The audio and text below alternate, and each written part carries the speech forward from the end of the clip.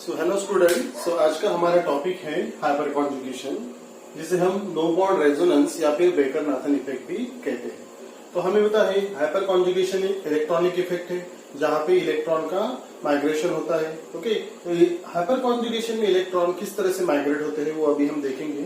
So hyper conjugation is a delocalization of electron due to overlap between sigma CH bond and empty p orbital of the carbon atom।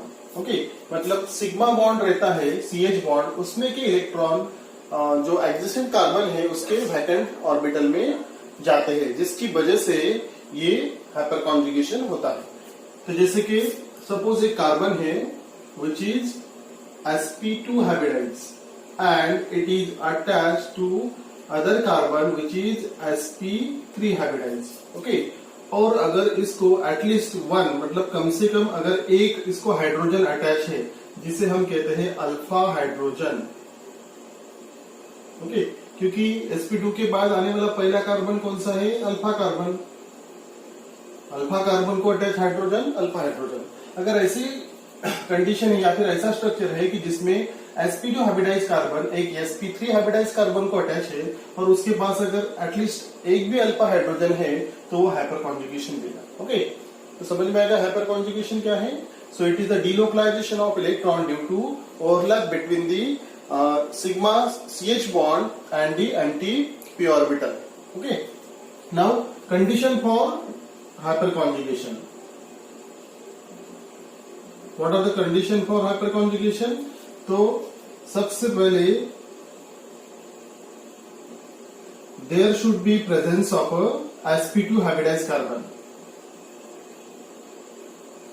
Presence of sp2 hybridized carbon. sp2 hybridized carbon किस में रहता है? तो ये रहता है suppose alkyne, उसके बाद में बेंजीन या फिर कार्बोकैटायन या फिर alkyl free radical. Alkyl free radical. Okay, दूसरी कंडीशन है ये जो sp2 हाइब्रिडाइज कार्बन है, so this sp2 hybridized carbon attach to sp3 hybrid carbon having at least one alpha hydrogen। Okay, so ये दो कंडीशन होनी चाहिए। पहले तो कम से कम एक, there should be a presence of one sp2 hybridise carbon like alkene में है, बेंजीन में है, कार्बोकैटायन या फिर अल्किल फ्री रेडिकल में रहता है। और दूसरा ये जो sp2 हाइब्रिडाइज कार्बन है ये किसे अटैच होना चाहिए? तो sp3 हाइब्रिडाइज कार्बन के पास कार्बन को अटैच होना चाहिए और उसके पास भी एटलीस्ट मतलब कम से कम एक हाइड्रोजन होना जरूरी है जिसे हम कहते हैं अल्फा हाइड्रोजन। ओके, नाउ अभी हम देखेंगे टाइप्स ऑफ हाइपर कॉन्जुगेशन। तो टाइप्स ऑफ हाइपर कॉन्जुगेशन, तो हाइपर कॉन्जुगेशन दो तरीके से होता है। पहला तो sigma CH bond to pi bond, मतलब सिग्मा CH के जो इलेक्ट्रॉन है वो पाई बॉन्ड में जाएंगे, या फिर दूसरा sigma CH to vacant p orbital, vacant p orbital. Okay, तो there are two types of hyperconjugation. तो पहले इसमें क्या होगा कि ये सिग्मा बॉन्ड के जो इलेक्ट्रॉन है CH बॉन्ड के वो पाई बॉन्ड की तरफ जाएंगे, और दूसरा जो एग्जांपल है जिसमें CH सिग्मा के जो इलेक्ट्रॉन है वो वैकेंट p ऑर्बिटल में जाएंगे।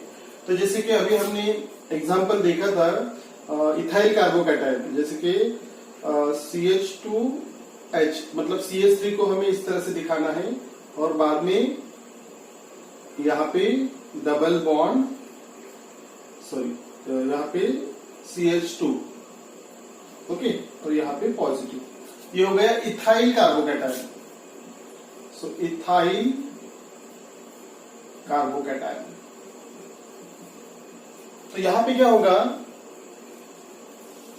ये जो सिग्मा CH बॉन्ड है, यहां के जो इलेक्ट्रॉन है वो वैकेंट p ऑर्बिटल, मतलब ये जो CH2 ग्रुप है ये sp2 हाइब्रिडाइज कार्बन है, इसका हाइब्रिडाइजेशन क्या है sp2 और इसका हाइब्रिडाइजेशन क्या है sp3।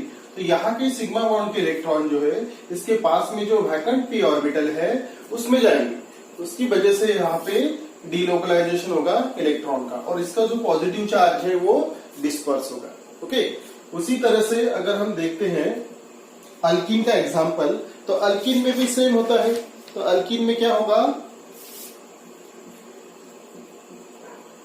CH3 CH double bond CH2।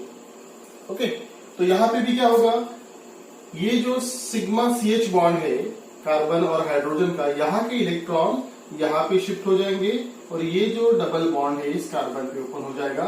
इस तरह से हमें दूसरा स्ट्रक्चर यहाँ पे मिलेगा, जैसे कि CH2 double bond CH CH2 और यहाँ पे आ जाएगा नेगेटिव। लेकिन ये जो हाइड्रोजन है ये यहीं पे रहेगा और इसके ऊपर आ जाएगा पॉजिटिव चार्ज, मतलब इस कार्बन और इस हाइड्रोजन के बीच में बॉन्ड नहीं रहेगा। ओके, इसीलिए हम इसे कहेंगे नो बॉन्ड रेजोनेंस। लेकिन ये जो हाइड्रोजन है ये इसकी पोजीशन लूज नहीं करेगा, ये यहीं पे फिक्स रहेगा, मतलब इनके बीच में जो है कार्बन हाइड्रोजन के बीच में एक अट्रैक्शन रहता है जिसकी वजह से ये हाइड्रोजन यहीं पे रहेगा, लेकिन उसके ऊपर पॉजिटिव चार्ज आ जाएगा। तो ये देखो यहाँ पे इसके ऊपर पॉजिटिव आ गया, फिर दूसरी बार ये दूसरा इसमें का जो हाइड्रोजन है उसके ऊपर पॉजिटिव आ जाएगा, उसके बाद में थर्ड हाइड्रोजन है उसके ऊपर पॉजिटिव आ जाएगा, जिसकी वजह से ये जो है पॉजिटिव चार्ज वो डीलोकलाइज होगा और ये जो कार्बन है इसको स्टेबिलिटी आ जाएगी। अगर इधर भी हम देखते हैं इथाइल कार्बोकैटायन में, सपोज ये यहाँ पे डीलोकलाइजेशन हो गया तो हमें दूसरा स्ट्रक्चर कुछ इस तरह से मिलेगा, जैसे कि CH2 और ये H जो है ये यहाँ पे पॉजिटिव, ये फिक्स रहेगा यहाँ पे, इसकी पोजीशन लूज नहीं होगी।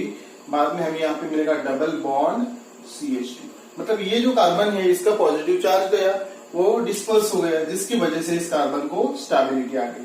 अभी ये दूसरा स्ट्रक्चर हो गया, हम इसके और भी स्ट्रक्चर निकाल सकते हैं। सपोज इसका अगर हमें तीसरा स्ट्रक्चर निकालना है तो किस तरह से निकालेंगे, तो ये H, उसके बाद में CH, ये हाइड्रोजन यहाँ पे अटैच है, double bond CH and CH2, ये हमें तीसरा स्ट्रक्चर मिलेगा। फिर से जो थर्ड हाइड्रोजन है इसके ऊपर पॉजिटिव चार्ज आ जाएगा, मतलब ये H, फिर ये दो हाइड्रोजन इसे यहाँ पे अटैच रहेंगे, डबल बॉन्ड CH और CH2, इस कार्बन पे क्या रहेगा, नेगेटिव रहेगा। तो इस तरह से हमें इतने सारे हाइपर कॉन्जुगेटिंग स्ट्रक्चर इसके मिलेंगे। तो हाइपर कॉन्जुगेटिंग स्ट्रक्चर किस पे डिपेंड करते हैं, it depends on the number of alpha hydrogen. यहाँ पे कितना अल्फा हाइड्रोजन है, 1 2 3, इसीलिए हमें इसके 1 2 3 तीन हाइपर कॉन्जुगेटिंग स्ट्रक्चर मिले। सेम यहाँ पे भी वही होगा कि ये हाइड्रोजन जो है दूसरे स्ट्रक्चर में, सपोज ये हाइड्रोजन फिर से बॉन्ड फॉर्म करेगा और यहाँ पे जो दूसरा हाइड्रोजन है वो नो बॉन्ड रेजोनेंस में जाएगा और ये हाइड्रोजन यहाँ पे अटैच होगा, डबल बॉन्ड CH2, ये हमें दूसरा स्ट्रक्चर मिल गया। इसका तीसरा स्ट्रक्चर किस तरह से रहेगा, ये तीसरा अल्फा हाइड्रोजन है इसके ऊपर पॉजिटिव चार्ज आ जाएगा। ओके, इसके बाद में ये ऊपर का हाइड्रोजन ऐसे रहेगा, ये हाइड्रोजन ऐसे रहेगा, डबल बॉन्ड CH2। तो देखो अभी कितने हाइपर कॉन्जुगेटिंग स्ट्रक्चर हमें मिले, 1 2 3, and it depends on number of alpha hydrogen. जितने ज्यादा अल्फा हाइड्रोजन रहेंगे उतने ज्यादा हाइपर कॉन्जुगेटिंग स्ट्रक्चर रहेंगे और जितने ज्यादा हाइपर कॉन्जुगेटिंग स्ट्रक्चर रहेंगे उतनी ज्यादा उसकी स्टेबिलिटी रहेगी। मतलब ये जो हाइड्रोजन रहते हैं, अल्फा हाइड्रोजन जो रहते हैं, इसे हम कहते हैं hyperconjugate. Okay, so these are hyperconjugates. जितने ज्यादा हाइपर कॉन्जुगेट्स रहेंगे उतने ज्यादा हाइपर कॉन्जुगेटिंग स्ट्रक्चर रहेंगे और उतनी ज्यादा उस मॉलिक्यूल की स्टेबिलिटी रहेगी। अभी हम देखते हैं पहले sigma CH2 vacant p orbital, ये जो इथाइल कार्बोकैटायन का एग्जांपल है अभी हम डिटेल में देखते हैं। ओके, तो अभी हमारे पास है ethyl carbocation, that is the CH3 CH2 positive. Okay, तो यहाँ पे ये sp2 हाइब्रिडाइज कार्बन है जिसका ये वैकेंट p ऑर्बिटल है और यहाँ पे इसको 2 हाइड्रोजन है और यहाँ पे इसके ऊपर आएगा पॉजिटिव. ये carbon is sp2 hybridized. So this carbon is sp2 hybridized. It is attached to another carbon which is sp3 hybridized. और ये sp3 हाइब्रिड ऑर्बिटल से ओके. यहाँ पे ये हाइड्रोजन के साथ इन्होंने बॉन्ड फॉर्म किया है. ये है सिग्मा CH बॉन्ड. ओके, तो देखो अभी क्या यहाँ पे क्या होगा. तो ये जो है this is a vacant p orbital. Vacant p orbital of this sp2 hybrid carbon. ये जो सिग्मा CH बॉन्ड है ये this is in alignment with this vacant p orbital. ये इसके अलाइनमेंट में रहेगा जिसकी वजह से इस सिग्मा CH बॉन्ड में जो इलेक्ट्रॉन है वो इलेक्ट्रॉन कुछ देर के लिए ये जो वैकेंट p ऑर्बिटल है यहाँ पे जाएंगे, जिसकी वजह से ये जो कार्बन है इसका जो पॉजिटिव चार्ज है ये डिस्पर्स हो जाएगा और ये कार्बोकैटायन को स्टेबिलिटी आ जाएगी. तो हमें कौन सा स्ट्रक्चर मिलेगा. यहाँ पे जो हमने पहले एग्जांपल में देखा था तो यहाँ पे हमें मिलेगा CH2. ये जो H है H पॉजिटिव ये इस तरह से रहेगा. उसके बाद में डबल बॉन्ड CH2. देखो अभी स्ट्रक्चर में क्या हो गया, इसके ऊपर का पॉजिटिव गया, इसका मतलब इसे स्टेबिलिटी आ गई. और यहाँ पे ये जो हाइड्रोजन है मैं बार बार यही बता रहा हूँ कि ये हाइड्रोजन यहीं पे रहेगा लेकिन इसके बीच में बॉन्ड नहीं रहेगा डायरेक्ट. इसीलिए हम इसे नो बॉन्ड रेजोनेंस कहते हैं या फिर बेकर-नाथन, मतलब इन्होंने इफेक्ट स्टडी किया है इसलिए बेकर-नाथन इफेक्ट भी हम इसे कहते हैं. तो यहाँ पे इस तरह से एक बार पॉजिटिव चार्ज इसका हाइड्रोजन पे आएगा, फिर दूसरी बार दूसरे पे और तीसरी बार तीसरे पे. यहाँ पे हमें इसके 3 हाइपर कॉन्जुगेटिंग स्ट्रक्चर यहाँ पे मिलेंगे और ये कार्बोकैटायन को स्टेबिलिटी आ जाएगी क्योंकि जो कार्बन का पॉजिटिव चार्ज है वो डिस्पर्स हो जाएगा, वो सभी हाइड्रोजन के ऊपर डिलोकलाइज होगा जिसकी वजह से ये कार्बोकैटायन स्टेबल होगा. तो ये जो इफेक्ट हमने इथाइल कार्बोकैटायन में देखा है this effect is the sigma CH to the vacant p orbital. Okay, और इसे हम कहते हैं hyperconjugation. Now next is application of hyperconjugation. तो हाइपर कॉन्जुगेशन के एप्लीकेशंस क्या है. तो सबसे पहला जो एप्लीकेशन है that is stability of alkene. So alkene की स्टेबिलिटी हम हाइपर कॉन्जुगेशन से बता सकते हैं because stability of alkene is directly proportional to number of hyperconjugating structure or number of hyperconjugate.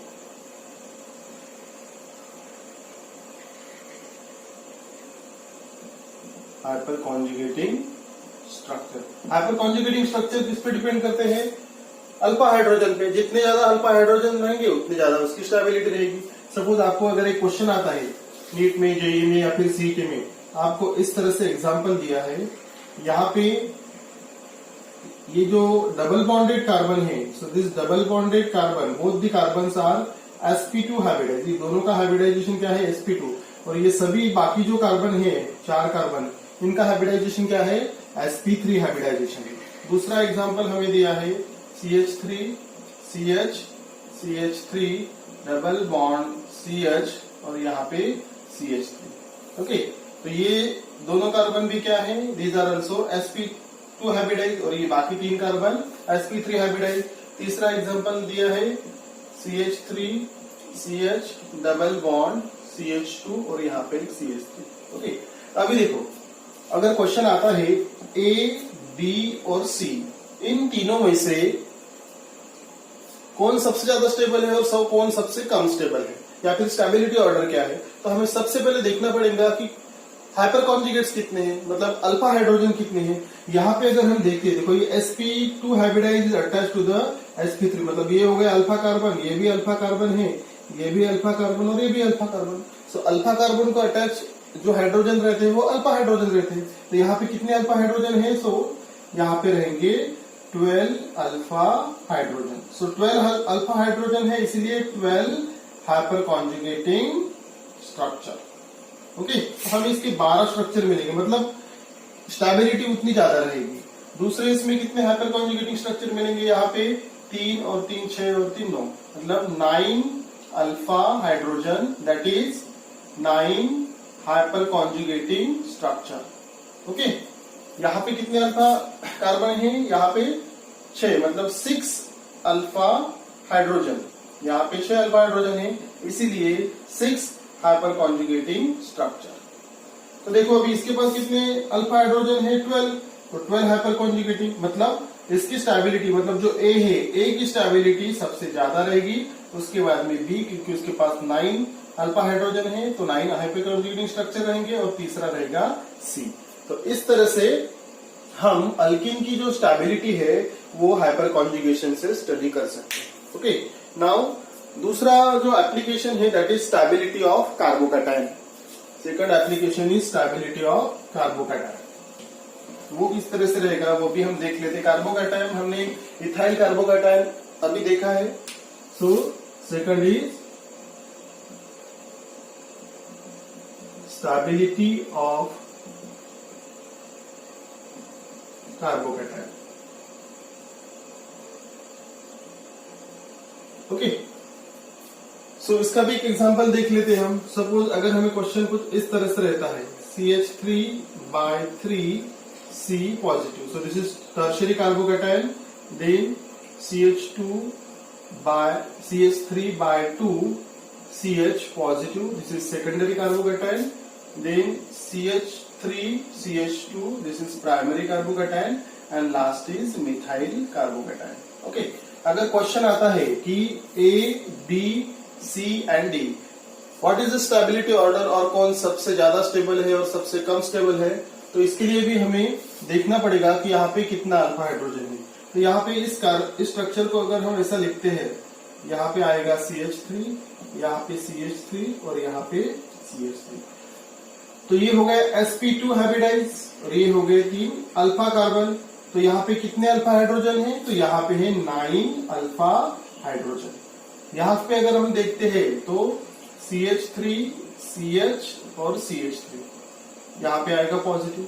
तो यहाँ पे ये हो गया sp2 हाइब्रिडाइज, ये अल्फा कार्बन, ये अल्फा कार्बन, सो 6 अल्फा हाइड्रोजन। नेक्स्ट स्ट्रक्चर में कितने हैं? तो यहाँ पे है ओनली 3, सो 3 अल्फा हाइड्रोजन, और लास्ट में 0 अल्फा हाइड्रोजन। यहाँ पे कोई अल्फा हाइड्रोजन नहीं है। ओके, तो इसकी अगर स्टेबिलिटी देखते हैं तो जिसके पास ज्यादा अल्फा हाइड्रोजन रहेंगे उसकी स्टेबिलिटी ज्यादा रहेगी। तो यहाँ पे हम देख सकते हैं कि यहाँ पे 9 अल्फा हाइड्रोजन है, यहाँ पे 6 है, यहाँ पे 3 है, यहाँ पे 0। तो व्हाट इज द स्टेबिलिटी? तो ए की स्टेबिलिटी सबसे ज्यादा है, उसके बाद में है बी की, उसके बाद में सी की, और सबसे लास्ट में डी की। So this A is the most stable, and D is least stable. Okay, so in this way we can explain the stability of carbocation on the basis of the hyperconjugation. Now next is stability of alkyl free radical. Stability of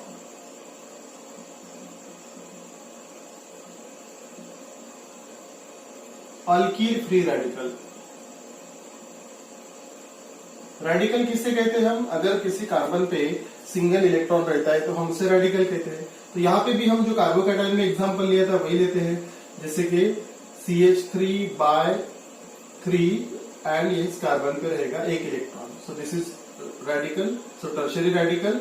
उसके बाद में CH3/2, यहाँ पे भी CH, इसके ऊपर भी radical, उसके बाद में CH3, CH2, सो इस कार्बन का रेडिकल, और बाद में methyl radical. Okay, so A, B, C and D. तो जैसे कार्बोकैटायन में हमने देखा था, जिसके पास ज्यादा हाइपर कॉन्जुगेटिंग स्ट्रक्चर रहेंगे उसकी स्टेबिलिटी ज्यादा रहेगी।